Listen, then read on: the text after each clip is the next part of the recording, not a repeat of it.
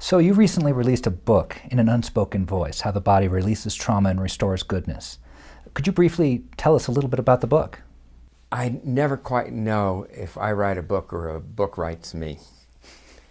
The title, In an Unspoken Voice, How the Body Releases Trauma and Restores Goodness. This was really, in many ways, kind of a culmination of my life's work.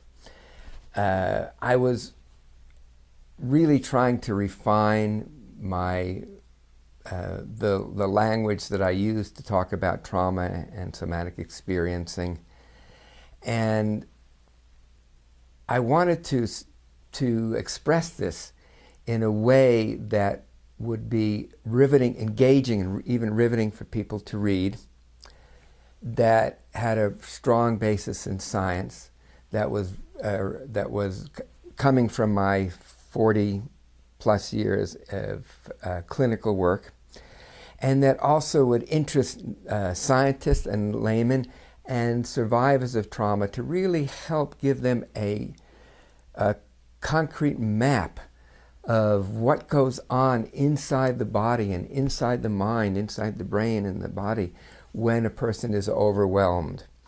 And I've always thought of trauma. When I first started to work with trauma, to make my discoveries with trauma, this was quite a while before the definition of trauma as PTSD had been put forth and was then in the diagnostic manual. So I didn't know that trauma was a disorder, a disease that could not be cured, that it was an incurable disorder, and maybe manageable by medications. So I got a very different story. I got a very different perspective. And recently, working with some vets, they said, we don't call this PTSD. We call it PTSI, post-traumatic stress injury. And the idea is that trauma, primarily rather than being a disorder, is an injury. It's an injury where we feel overwhelmed, paralyzed by terror, by loss,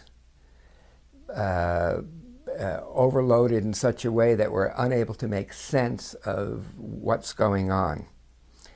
And as an injury, there are ways to heal an injury.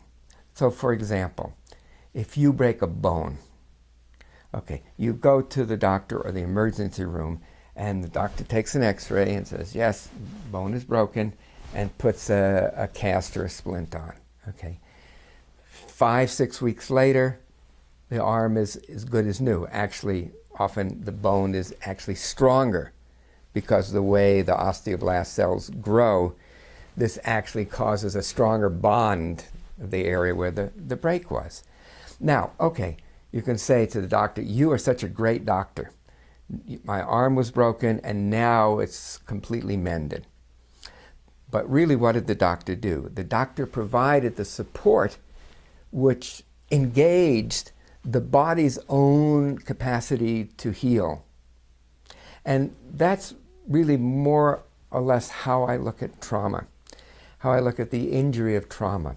What is it that we need to do to help a person move through these states of terror and helplessness, to come to peace with loss, and to deal with the very complex emotions that are involved in trauma, particularly with soldiers returning from the fronts now, because this is something which is really is already, but it's going to impact society in ways that we can just barely imagine.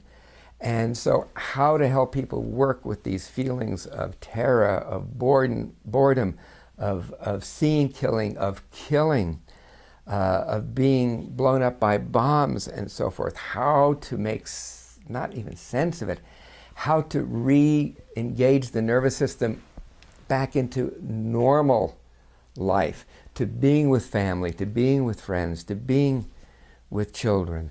So really, for me, work with trauma is about seeing what the injury is and finding the solution that helps support the innate healing that all human beings exhibit to rebound, to become resilient again after these overwhelming events.